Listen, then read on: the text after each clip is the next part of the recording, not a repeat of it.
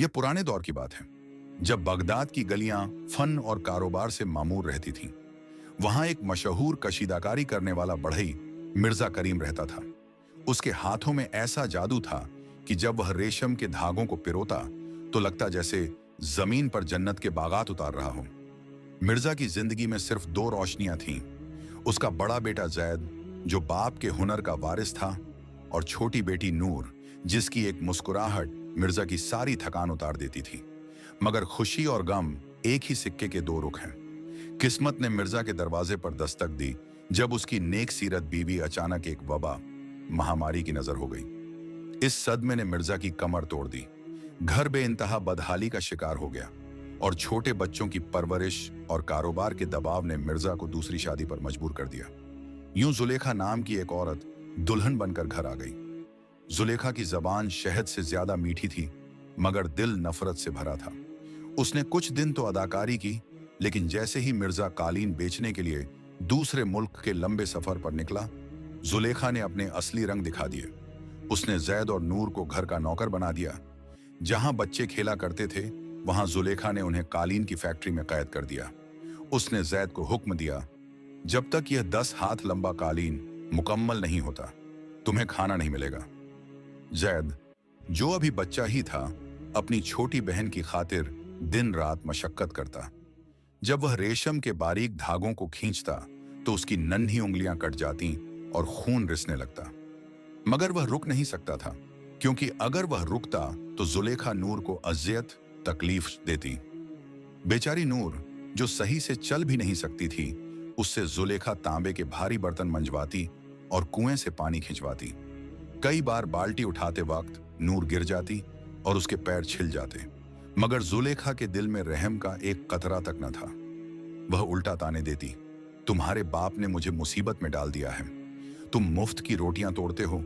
जैद अपनी बहन के आंसू पोंछता और कहता, मेरी गुड़िया, रोना नहीं, जब बाबा लौटेंगे हम उन्हें सब बता देंगे, वह हमें इस जालिम से निजात दिलाएंगे। इसी आस पर उसने 2 साल का लंबा और दर्दनाक वक्त गुजारा। कपड़े चिथड़े हो चुके थे और भूख से चेहरा जर्द पड़ गया था। कालीन बुनते बुनते उंगलियां सख्त हो चुकी थीं। फिर वह दिन आया जब मिर्जा करीम सफर से लौटा।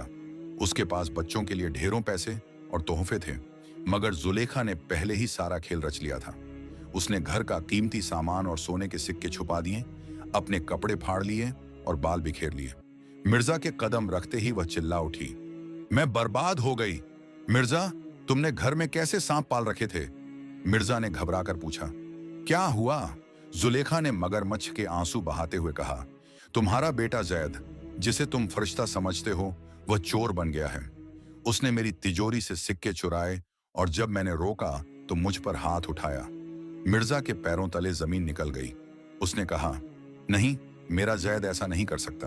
फिर जुलेखा ने कहा, यकीन नहीं तो उसके बिस्तर के नीचे देख लो। वहां सोने के सिक्के मौजूद थे जो जुलेखा ने खुद छुपाए थे। यह देखकर मिर्जा की आंखों में गुस्से का खून उतर आया। वह भूल गया कि यह वही बेटा है जिसने कभी ऊंची आवाज में बात तक न की थी। जैद और नूर भागे हुए आए। जैद खुशी से बाप के गले लगना चाहता था, मगर मिर्जा ने उसके चेहरे पर जोरदार तमाचा मारा। नूर चीखी और भाई से लिपट गई। मिर्जा ने गरज कर कहा, मेरी नजरों से दूर हो जाओ, तुमने मेरे खून को दागदार कर दिया। जैद रोते हुए बोला, बाबा, खुदा की कसम, मैंने चोरी नहीं की। हम दिन रात फैक्ट्री में मेहनत करते थे, हमारे जख्म तो देखें। मगर जुलेखा बीच में बोल उठी, इसका फरेब देखें, इसने यह जख्म खुद बनाए हैं ताकि आपका दिल पिघल जाए। मिर्जा ने बच्चों की फरियाद अनसुनी कर दी। उस रात जुलेखा ने मिर्जा को पट्टी पढ़ाई, इन्हें कोह ए सियाह काला पहाड़ ले जाओ और वहां छोड़ आओ। लोग सोचेंगे कि वह रास्ता भटक कर खो गए हैं। मिर्जा का दिल पत्थर हो गया। अगली सुबह उसने कहा, जैद, नूर, तैयार हो जाओ, हम पहाड़ पर नए पत्थर लेने जाएंगे। बच्चे खुश हो गए कि शायद बाबा का गुस्सा ठंडा हो गया है। रास्ता इंतहाई कठिन था। जैद ने पूछा, बाबा, हम इतनी दूर क्यों जा रहे हैं? मगर मिर्जा खामोश रहा। वह उन्हें उस अनजान पहाड़ पर ले गया जहां परिंदे भी पर मारते डरते थे। मिर्जा ने एक जगह रुककर कहा, यहां चमकीले पत्थर हैं, तुम दोनों इन्हें चुनो, मैं उस पेड़ के नीचे बैठकर इंतजार करता हूं। मिर्जा ने मक्कारी से अपनी पगड़ी उतारी और लाठी पर रख दी। ताकि दूर से ऐसा लगे जैसे कोई बैठा है। वहां एक परिंदा था जो इंसानी आवाजों की नकल करता था। मिर्जा ने वहां मेवे रख दिए ताकि परिंदा आवाज निकालता रहे। फिर मिर्जा अपने दिल के टुकड़ों को वहीं बेयारो मददगार छोड़कर दबे पांव भाग निकला। अंधेरा होने लगा तो जैद ने आवाज दी, बाबा क्या अब चलें? मगर जवाब नदारद। जब वह पेड़ के पास पहुंचे तो हकीकत खुल गई। नूर चीख उठी, भैया बाबा कहाँ गए? जैद समझ गया कि उन्हें लावारिस छोड़ दिया गया है। उसने नूर को हौसला दिया, डरना नहीं गुड़िया, मैं हूं ना, हम अपना रास्ता खुद बनाएंगे। दोनों ने एक दूसरे का हाथ थामा और दूर एक वीरान झोंपड़ी में पनाह ली। जैद ने आग सुलगाई और नूर उसकी गोद में रोते रोते सो गई। अगली सुबह जैद ने पुरज़्म होकर कहा, नूर अब हम यहां अपनी नई दुनिया बसाएंगे। जैद जंगल से लकड़ियां काटता और बाजार बेचता। उन पैसों से उसने रेशम के धागे खरीदे। नूर ने जंगल की जड़ी बूटियों से कुदरती रंग तैयार किए।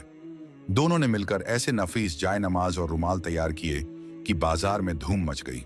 लोग हैरत से कहते, यह हुनर तो मिर्जा करीम के काम की याद दिलाता है। साल बीत गए। जैद एक कड़ियल जवान बन गया और नूर एक हसीन और जमील दोशीजा युवती। एक दिन नूर बाजार गई जहां सुल्तान फारिस अपने वजीर कासिम के साथ शिकार पर थे। उनका घोड़ा रुस्तम जख्मी हो गया। सुल्तान ने रोशनी देखकर कासिम को मदद के लिए भेजा।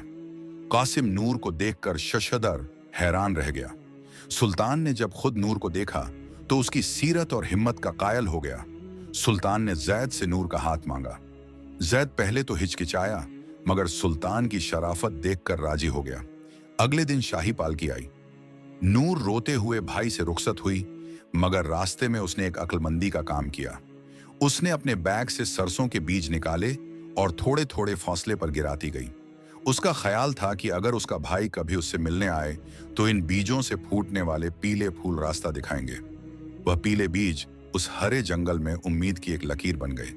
मेरी आप सबसे एक छोटी सी गुजारिश है कि अगर आपको हमारी कहानियां पसंद आती हैं तो हमारे चैनल को जरूर सब्सक्राइब करें।